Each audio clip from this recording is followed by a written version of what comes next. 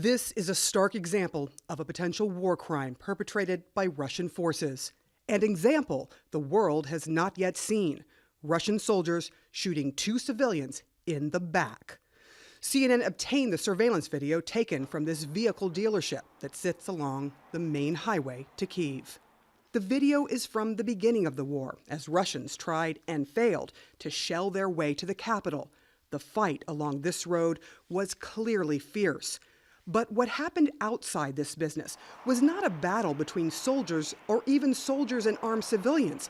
It was a cowardly, cold-blooded killing of unarmed men by Russian forces. The soldiers show up and begin breaking in. Inside of a guard shack, 2 Ukrainian men prepare to meet them. We track down the men's identities. One is the owner of the business, whose family did not want him named. The other was hired to guard it. My father's name is Leonid Alexeyevich Platz. His daughter Yulia wanted the world to know his name and what the Russians did to him. Both civilians, both unarmed.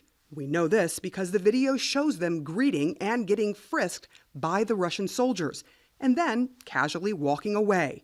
Neither seemed to suspect what was about to happen. That is what a member of the civilian fighting force who talked to the men a couple of days before the attack told CNN. He did not want to be identified for security reasons. We came there earlier, warned people to leave that place.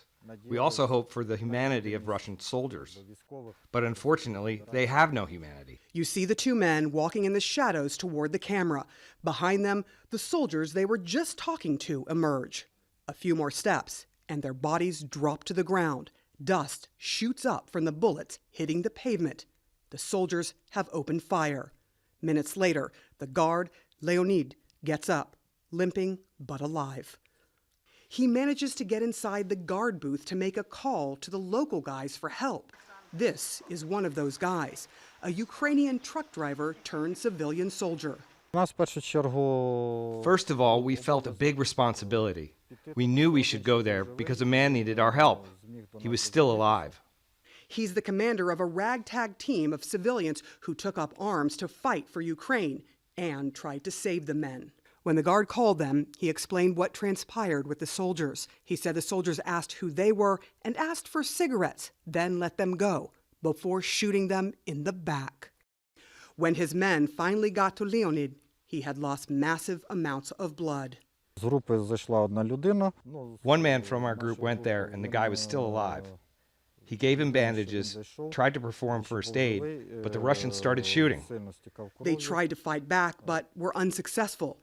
They didn't have the firepower to save their countrymen. Yulia, have you seen the video? I can't watch it now. I will save it to the cloud and leave it for my grandchildren and children. They should know about this crime and always remember who our neighbors are. Her neighbors to the north, these Russian soldiers, showed just how callous they are, drinking, toasting one another, and looting the place minutes after slaying the 2 men. What were the last words that you remember he said to you? Bye-bye, kisses, say hello to your boys. Her boys will be left with a terrible, lasting memory, the death of their grandfather, now being investigated as a war crime by prosecutors.